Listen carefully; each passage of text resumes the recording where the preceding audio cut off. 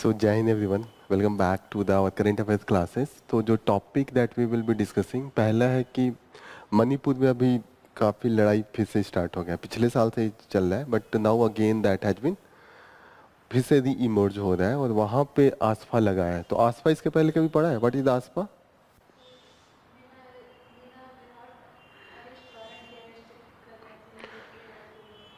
काफ़ी harsh law है and this gives lot of power to the security force. Normal आपको हर चीज़ के लिए पुलिस आपको पहले अरेस्ट वारंट देता है, वार्निंग देता है, मजिस्ट्रेट के पास से उनको लाना पड़ता है कुछ रिटर्न में, then they can search in your house. But AFSPA give lot of extraordinary power. तो जहाँ पे भी लगता है अच्छा नहीं माना जाता है क्योंकि कई बार the security force misuse this power.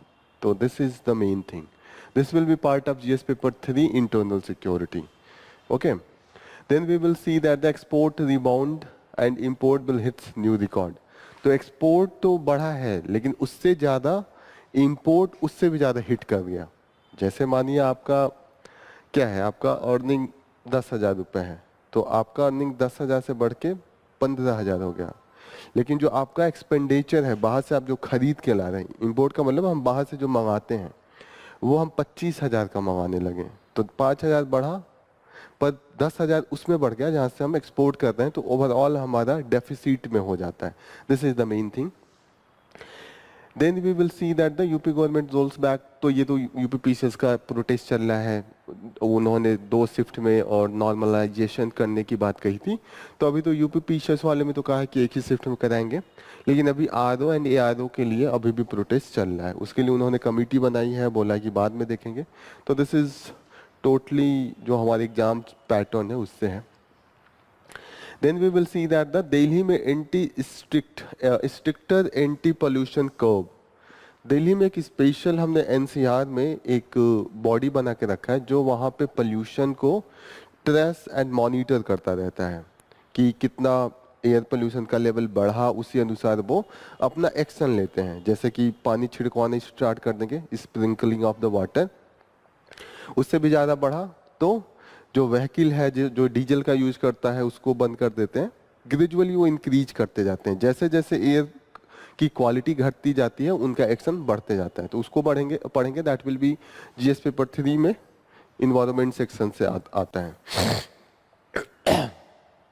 Then we will see that the jungles drenches. ये अभी कई माओइस्ट को सिक्योरिटी फोर्स ने मारा है, नियर अबाउट 38 को. तो उसी से रिलेटेड है. ये भी इंटरनल सिक्योरिटी से है. माओइज्म, नक्सलिज्म कई बार हमने पढ़ा है.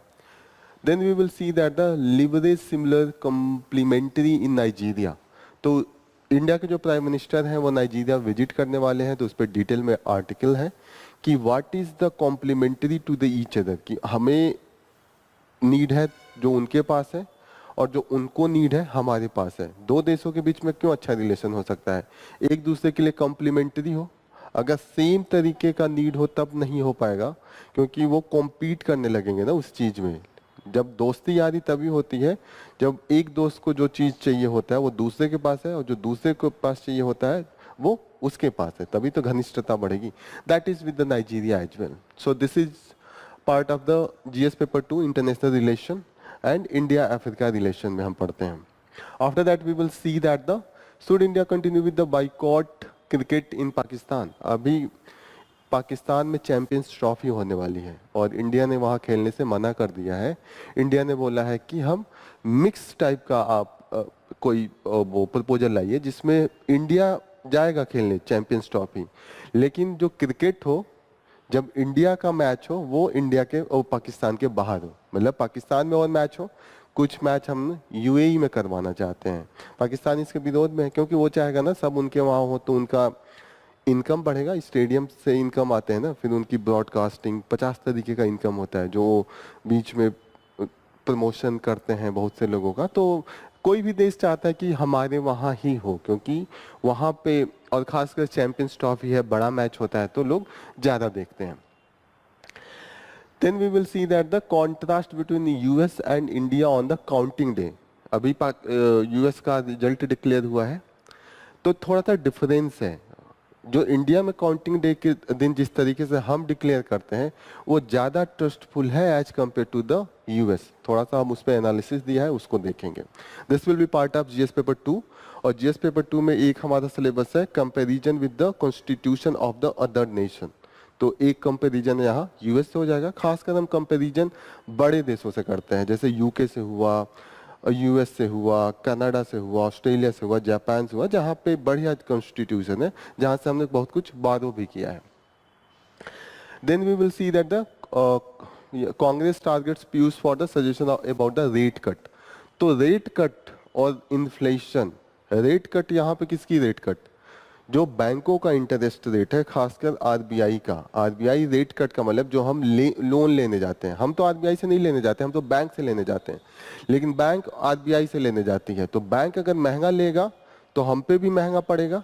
तो रेट कट का मांग हमेशा इंडस्ट्री से आती है कि अगर रेट कट होगा तभी ग्रोथ होगा। इकोनॉमी कैसे ग्रो होगी? रेट कट का मतलब रेट कम किया जाए, कट का मतलब कम ही करना होता है ना। तो अगर रेट 10% है उसको घटा के 8% कर दिया जाए तो लोगों का डिमांड बढ़ेगा ना, लोन लेके नया नया बिजनेस करेंगे, घर बनवाएंगे, कुछ ना कुछ करेंगे।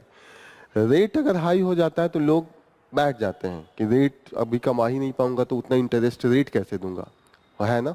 तो इसीलिए बिजनेस के लिए रेट कट हमेशा अच्छा होता है, लेकिन इन्फ्लेशन के लिए रेट कट खराब होता है।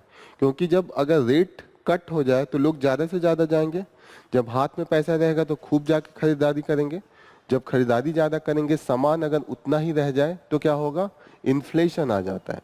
तो बड़ी दुविधा होती है गवर्नमेंट को कि रेट कट किया जाए तो ग्रोथ हो, लेकिन इन्फ्लेशन बढ़ जाए। अगर रेट बढ़ा दिया जाए तो इन्फ्लेशन तो कंट्रोल कर ले, पर ग्रोथ नहीं हो पाता है। तो इसी बात पे हमेशा डिबेट चलता रहता है। इंसर्जेंट HNLC एक बैंड ग्रुप है मेघालय में, सेपरेट मेघालय में कुछ पार्ट की बात करता है कि इंडिया से अलग होने की। खासकर जो खासी और जयंतिया हिल्स हैं, खासी एंड जयंतिया टाइप्स एक दिन पढ़े थे हम लोग, तो उसी वाले एरिया के लिए ये लोग हमेशा मांग करते रहते हैं। अभी इन्होंने फिर अपना किलिंग स्टार्ट किया है, थोड़ा सा वायलेंस करना स्टार्ट किया है, ठीक है। Then we will see that the Congress is propagating idea. ये तो है कमेंट है, पॉलिटिकल कमेंट, ऐसे तो इंपॉर्टेंट नहीं है, लेकिन औरंगजेब के बारे में थोड़ा सा हम लोग पढ़ लेंगे। And then next is the PM launch stamp coin on Mundas. तो बिरसा मुंडा का नाम सुना होगा आप लोगों ने। रांची का जो एयरपोर्ट है बिरसा मुंडा के ही नाम पे है। Birsa Munda was a tribal leader, तो उनके बारे में आज थोड़ा सा पढ़ेंगे। That is part of GS paper 1। Tribal rebellion जो हिस्ट्री के पार्ट में आता है उसका पार्ट है। Then we will see that the dual eco clearance for the 39 category of the industry, and last the discovery of the insulin and the flame of hope। ठीक है, आज कल जब 14 नवंबर को नेशनल डायबिटीज डे नहीं global diabetes day था, global level पे मनाते हैं ना वर्ल्ड डायबिटीज डे, तो ये याद रखिएगा। उसके जो डिस्कवरी किए थे उनके बारे में थोड़ा सा हम लोग देखेंगे। This is all about, okay. So let's start with the first news. आसपा।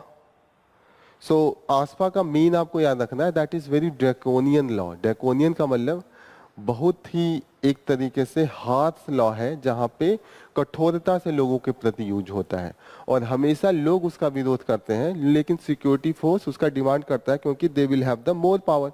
किसी को भी पावर ज्यादा ही चाहिए होता है, that is the main thing.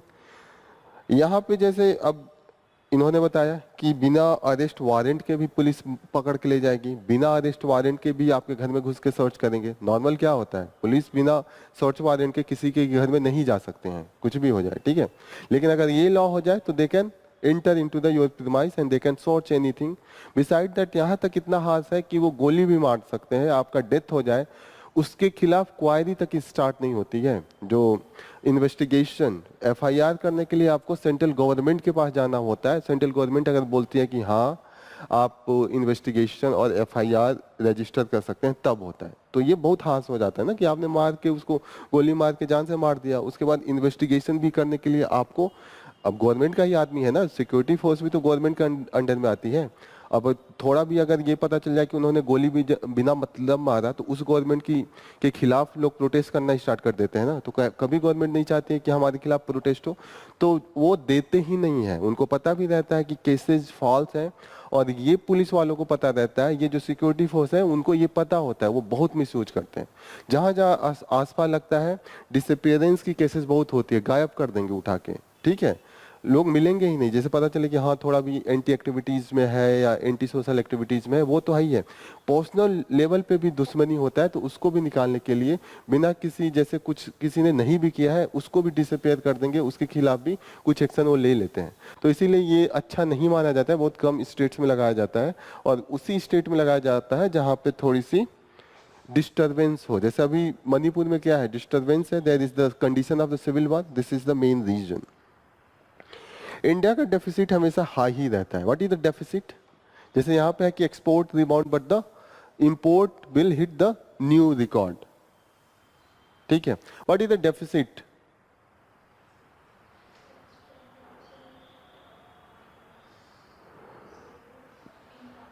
Total income जो आता है और टोटल एक्सपेंडिचर आता है, उसके बीच का जो डिफरेंस आता है वो डेफिसिट आता है। अगर आपका एक्सपेंडिचर बहुत ज़्यादा है और इनकम बहुत कम है या उससे कम है तो हमेशा डेफिसिट रहेगा, और अगर आपका इनकम ज़्यादा है एक्सपेंडिचर कम है तो आप सरप्लस में रहेंगे। इंडिया का जो एक्सटर्नल हमारा है, जो इंपोर्ट और एक्सपोर्ट है, we are always remain in the deficit level. Deficit का मतलब हमारा इंपोर्ट हमेशा हाई होता है। खासकर क्या हो सकता है, क्यों हमारा हमेशा डेफिसिट में रहता है? What is the reason?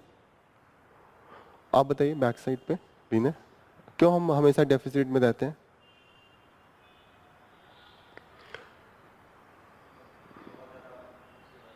अरे इस कॉमन बहुत सिंपल आंसर है, आपको पता है क्यों हम डेफिसिट में रहते हैं? ऐसे नॉर्मल दिमाग लगाए, पेट्रोल ज्यादा यूज करते हैं, कहीं पेट्रोल का आपने वो देखा है अपने वहां रिजर्व नहीं है ना, मैक्सिमम हमें इंपोर्ट करना पड़ता है, this is the main reason. Okay, तो जो भी हमारा मैक्सिमम जो नीडेड चीजें हैं, क्रूड ऑयल हुआ, गैस हुआ, एलपीजी हुआ, सब इंपोर्ट ही होता है, हमारा खुद का नहीं है।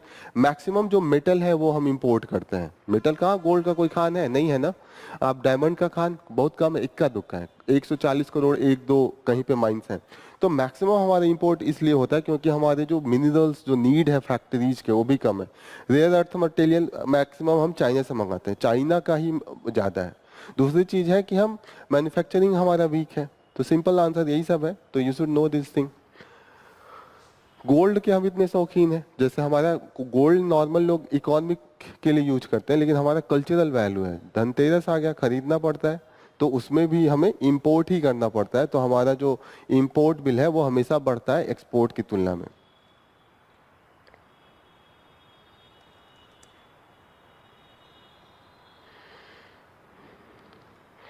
Next important news is the stricter anti-pollution curve to come into the force in Delhi today as the air quality plummet. Plummet का मतलब क्या होता है? Plummet. Plummet प्लमेट का मतलब होता है गिर के धाराशायी हो जाना। जैसे होता है ना, कोई चीज गिर के एकदम धाराशायी हो, उसका शुद्ध इंग्लिश होता है प्लमेट।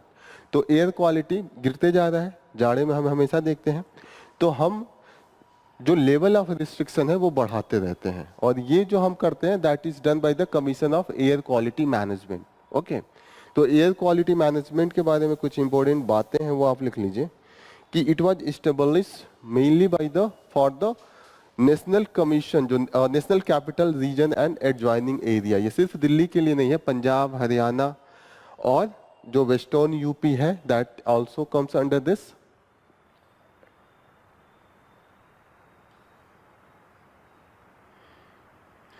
दिल्ली, पंजाब, हरियाणा, उत्तर प्रदेश एंड राजस्थान, जितना भी टचिंग है चारों तरफ से, जो दिल्ली को चारों तरफ से सराउंडिंग स्टेट है उससे होता है। जो एक्ट है by that it is broad, that is the national capital region and adjoining area act, commission for the air quality management in the national capital region and adjoining act. ये act इस authority को बनाता है, this is the commission for the air quality management. और ये जो action लेता है that is known as the, ये ग्रेडेड मैनर में लेता है। जैसे ये नहीं कि ए का ए के लेगा, इसको कहते हैं graded response action plan. Graded action response का मतलब होता है कि जिस तरीके से एयर क्वालिटी गिरेगी उसी तरीके से एक्शन उन्होंने डिफरेंट एरिया में डिवाइड करके लगाया। सबसे इजी क्या है, जब सबसे इजी तरीका क्या है जिससे किसी को घाटा ना लगे, कि आप जब एयर क्वालिटी गिरे तो क्या होता है, पर्टिकुलेट मैटर ज़्यादा होता है एयर में और वही हम लोग सांस लेते हैं, उसी से रेस्पिरेटरी बीमारी होती है। तो सबसे आसान तरीका क्या हो सकता है, अगर ज़्यादा कण आ जाए एयर में, तो what should be the easiest way. अगर धूल उड़ने लगे तो सबसे इजी वे क्या है उसको कंट्रोल करने का, किसी को दिक्कत भी ना हो, क्या हो सकता है? सबसे इजी तरीका है कि पानी छिड़कवा लें ट्रक से, स्प्रिंकल, हाँ, कि दैट इज द सबसे इजी तरीका। उससे फिर हो सकता है कि जो नॉन इसेंशियल एक्टिविटीज है उसको बंद करवा दें, जैसे कि डीजल का अगर गाड़ियां हैं पुरानी है बहुत, उसको कम करें। फिर उससे हाई लेवल पे वो कंस्ट्रक्शन का भी वर्क बंद करवा देते हैं, और बहुत अगर हाई रहता है तो स्कूल कॉलेज वॉलेज भी वो बंद करवाते हैं। तो इसीलिए इसको कहा जाता है ग्रेडेड रिस्पॉन्स एक्शन प्लान। ये सब क्लियर हो रहा है कौन बॉडी कहाँ से एक्शन ले रही है। और जो ये ग्रेडेड रिस्पॉन्स एक्शन प्लान होता है that is based on the air quality index. This is based on the air quality index. ये सब चीजें समझ में आ रही है कौन एक्शन क्या ले रहा है, क्योंकि ये बहुत न्यूज में रहता है। दिल्ली का मामला है, जज लोग बैठे रहते हैं वहां पे, तो उन्होंने ही ये कमिटी भी बनाया था। ओके, 4 स्टेज में इसको इन्होंने करा है। सबसे जो आसान वाला है पुअर है, कि थोड़ा बहुत उन्हें लगे कि धूल धक्कड़ बढ़ जाए तो उन्होंने ये लगाया। फिर उसके बाद वेरी पुअर क्वालिटी पे जाएंगे तो स्टेज 2 जाएंगे, और सीवियर प्लस में ये लोग यहाँ तक कि बंद करवा देते हैं फैक्ट्रीज कंपनीज को भी। तो this is the graded response action plan. तो लिख लीजिएगा, इसको शॉर्ट फॉर्म में ग्रैप कहते हैं। अगर शॉर्ट फॉर्म में पूछे ग्रैप रिलेटेड टू व्हाट, तो this is the action plan against the air pollution. Air की क्वालिटी गिरती है तो we go for the graded response action plan.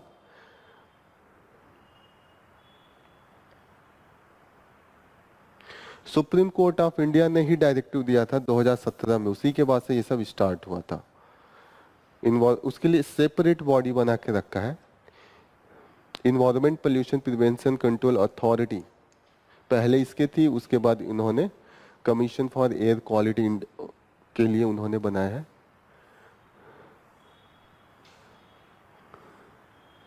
Commission for air quality management,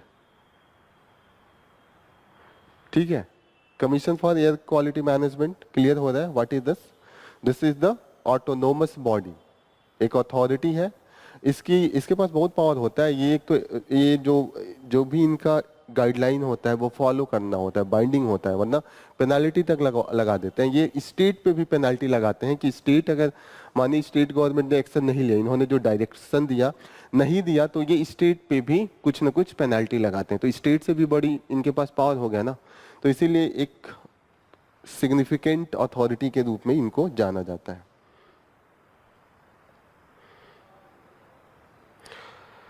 today is the Prakash Utsav. Prakash Utsav it is related to the Sikhism. क्या है कुछ बताइए, what is associated with this? बिना देखे बताइए। प्रकाश पर्व, गुरु नानक उनका जन्म हुआ था इसी दिन। ओके, तो दिस इज उनका जो विचारधारा है, उनकी जो मेन टीचिंग है। What is the main teaching?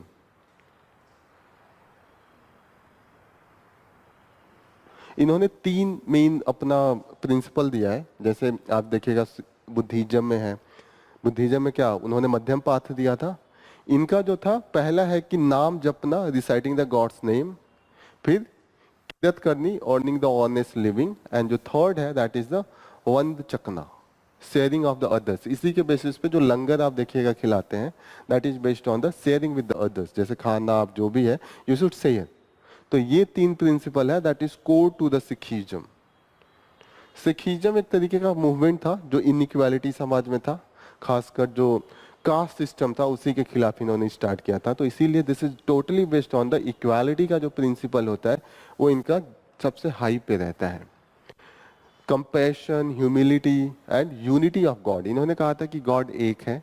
God इन्होंने कोई डिफाइन नहीं किया था, he doesn't define any God. इन्होंने कहा जो भी है एक है, एंड वी कैन नॉट उनको एक स्ट्रक्चर में हम नहीं दे सकते हैं। सिखिज्म में कोई मूर्ति होती है, नहीं देखा होगा आप लोगों ने, that is based on the unity of God, क्योंकि उन्होंने गॉड को नहीं डिफाइन किया, उन्होंने है वो अनजान है, we can not give the shape of the God.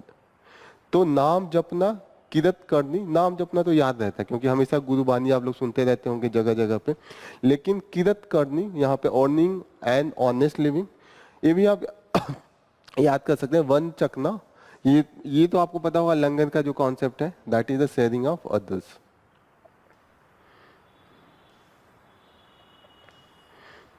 Guru Nanak was contemporary to Babur, I think 1500 ईस्वी में थे, बाबर भी 1526 के ईस्वी में थे। 1526 में ही पहला पानीपत का युद्ध लड़ा था ना बाबर ने, उसी समय मुझे लग रहा है दे वर same time, Guru Nanak and Babar. मुझे एग्जैक्ट नहीं पता, एक बार देखिएगा 1500 में ही कहीं दिया नहीं है क्या इसका, इनका date of birth?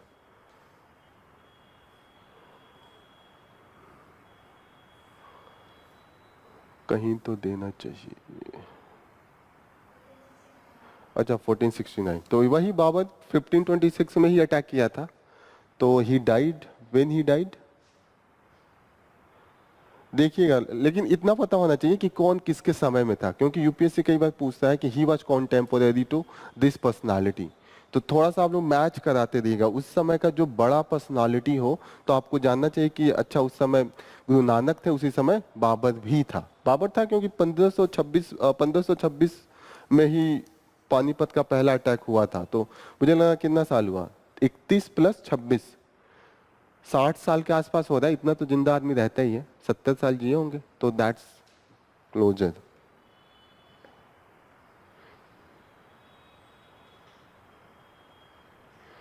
Next important news that we are going to cover is जो छत्तीसगढ़ में अभी माओवादियों को मारा है, नियर अबाउट कितने को मारा है, 38 को मारा है। कॉन्सेप्ट तो आपको पता होगा, व्हाट इज द माओइज्म, एक दिन हम लोगों ने डिस्कस किया था। What is the Maoism?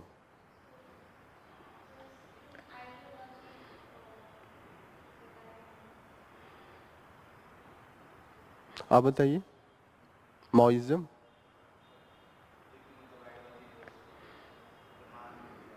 किसके मान की होती है?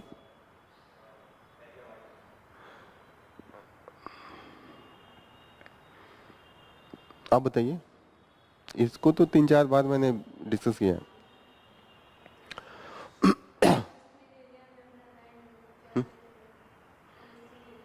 फलस्तीन वाला तो अलग चला गया, वहां पे का ये बहुत अलग है, this is very different.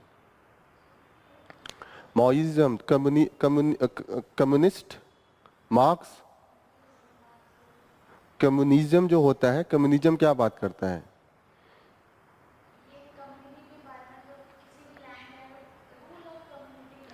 Workers of the world unite, you have nothing to lose but chains, मतलब आपका जो जंजीरों से बंधे हो वही लूज करने के लिए है, वरना कुछ है नहीं। यही मार्क्स ने बोला था कि workers of the world unite, कि दुनिया के जितने भी वर्कर्स हैं they should unite because you have nothing, क्योंकि आपका केवल एक्सप्लॉयटेशन होता है, धन उन तो है नहीं, धन तो कैपिटलिस्ट के पास है। तो यहाँ पे कैपिटलिज्म एंड प्रोलिटैरिएट, प्रोलिटैरिएट वर्कर क्लास को थ्योरेटिकल भाषा में प्रोलिटैरिएट कहते हैं, और जो कैपिटलिस्ट होते हैं उनको बुर्जुआ कहते हैं। बुर्जुआ एंड प्रोलिटैरिएट, ये दो कॉन्सेप्ट हैं। ओके, तो जो माओइज्म है, कम्युनिज्म के बहुत से थ्योरी हैं, जैसे थिंकर जो देता है उसके अनुसार उसकी थ्योरी हम कहते हैं। सबका मानना यही है कि जो राज होना चाहिए वो वर्कर्स का होना चाहिए, वर्कर्स के हाथ में कंट्रोल होना चाहिए on the means of production. जितनी भी जिससे कंपनी है वही मीन्स ऑफ प्रोडक्शन है ना, मशीनरी है, लैंड है, यही सब मीन्स ऑफ प्रोडक्शन है।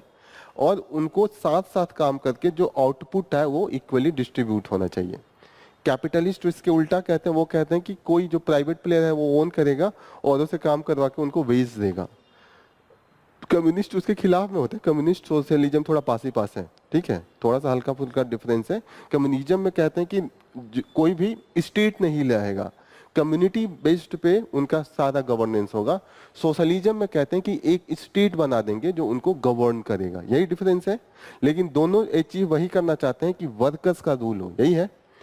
मार्क्स ने जो थ्योरी दिया उसको मार्क्सिज्म कहते हैं, मार्क्स ने बोला कि केवल जो वर्कर्स हैं वही असली प्रोलिटारिएट है, उनके पास कोई मीन्स ऑफ प्रोडक्शन नहीं है, मीन्स ऑफ जनरेशन नहीं है, उनका जो अपना दम है, लेबर जो जाएगा मेहनत करेगा वही उसका मीन्स है। वर्कर्स को उन्होंने यही कहा कि वर्कर्स के पास मीन नहीं होता है, उसके पास बस लेबर होता है, उसका बस 2 हाथ है, उसी से हाथ से जाके वो काम करेगा। तो केवल फैक्ट्री में जो काम करते थे उसी को ये मानते थे कि वही असली प्रोलिटारिएट है जो लड़ाई लड़ेंगे, जिनका राज जाना चाहिए। यहाँ तक कि जो फार्मर्स थे जिनके पास लैंड था, मार्क्स उसको नहीं मानते थे। मार्क्स का मानना था कि फार्मर्स के पास तो लैंड है, तो उसके पास तो मीन्स ऑफ प्रोडक्शन है, तो वो कहीं ना कहीं कैपिटलिस्ट में आएगा। ठीक है।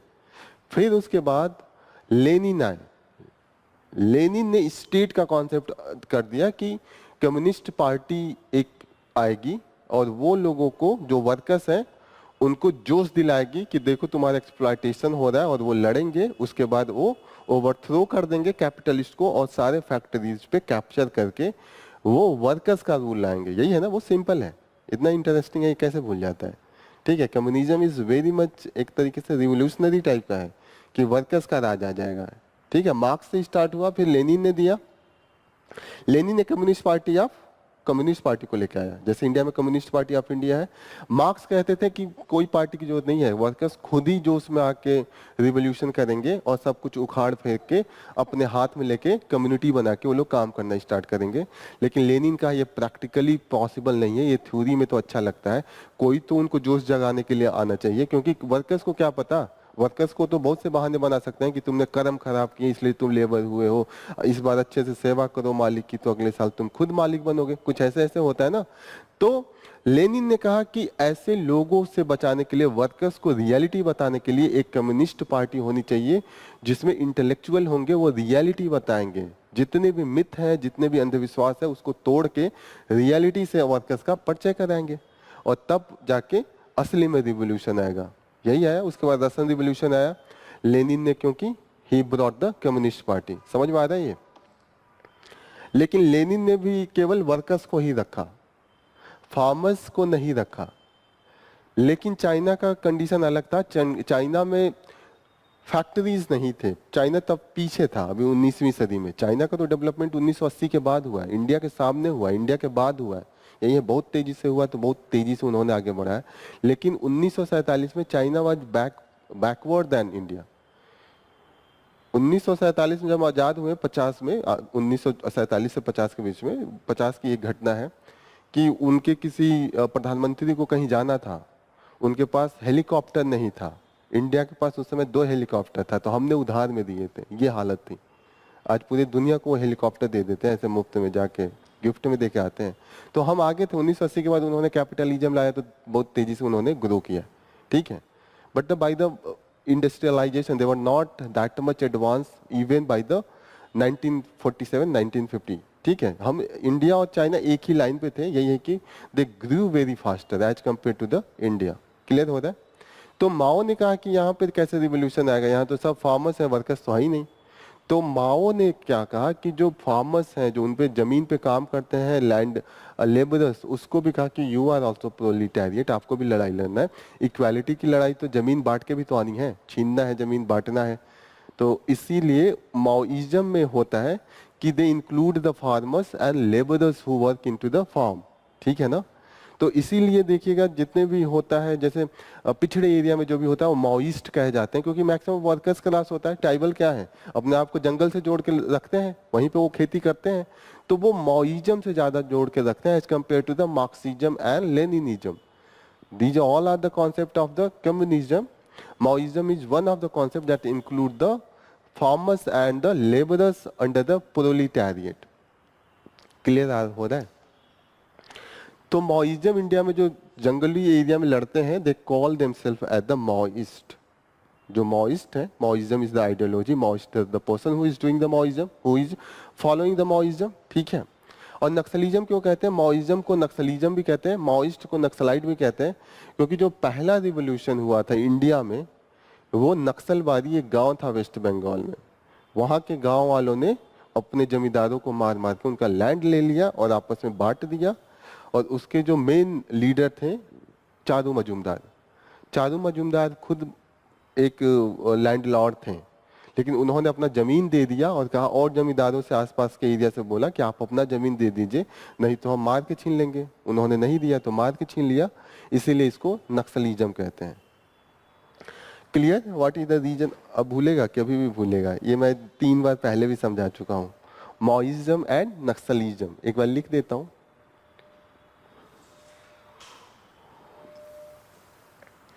This is the Maoism, Maoism. Mao leader का नाम है, माओ जेडोंग उनका फुल नेम है, जो चाइना के मेन हेड रहे हैं। ओके, उन्होंने ही चाइना में जो कम्युनिस्ट पार्टी का जो कम्युनिस्ट रिवॉल्यूशन हुआ था, माओ Zedong was the head of the communist revolution in the China. इसी को नक्सलिज्म भी कहते हैं, क्योंकि ये नक्सल हुआ था, नक्सलिज्म, क्योंकि ये जो गांव था उसका नाम था Naxalbari. That is with respect to the, जो अभी कल सुप्रीम कोर्ट का डिसीजन आया है with respect to the demolition culture, तो वो आप लोगों ने पढ़ा ही है। व्हाट वाज द, कल कौन कौन सा आर्टिकल हमने पढ़ा था जो सुप्रीम कोर्ट ने कल जजमेंट दिया था? 142 एंड 129। 27 मैंने देखा था, फिर 29 बोला था। दोनों में कोर्ट, दोनों में हमने कंटेम्प्ट ऑफ कोर्ट का पावर है। एक में है on the basis of the court of record, और दूसरे में है कि जब वो कोई ऑर्डर देते हैं, डिक्री देते हैं और कोई फॉलो नहीं करेगा उसके लिए। कोर्ट ऑफ रिकॉर्ड आर्टिकल 129 में था, 129 में था court of record. What is mean by the court of record? Court of record का मतलब क्या हुआ?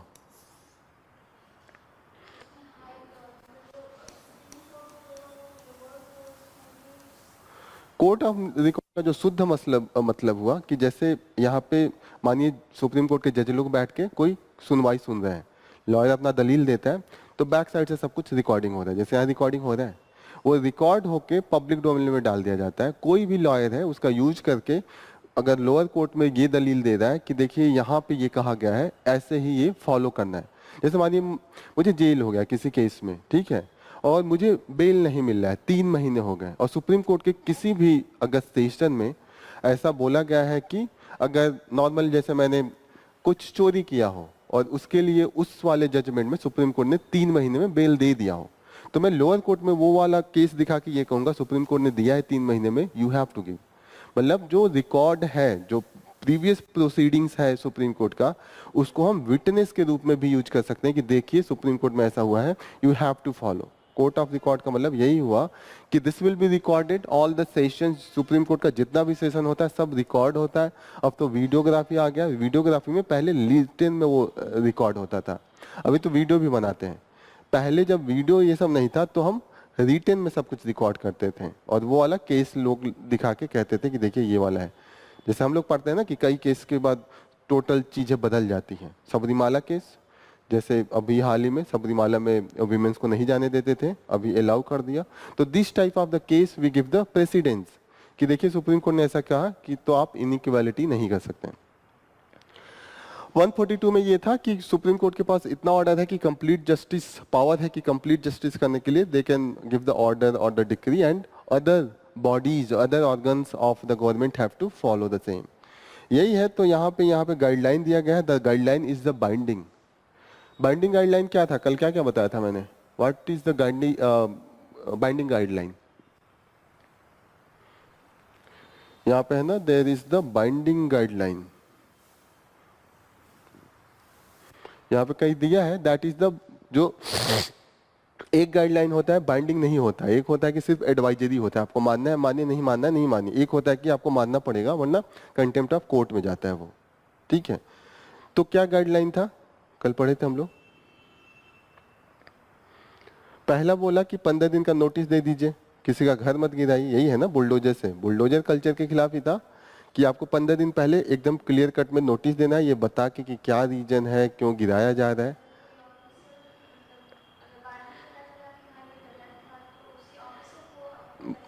बनवाना पड़ेगा, ठीक है।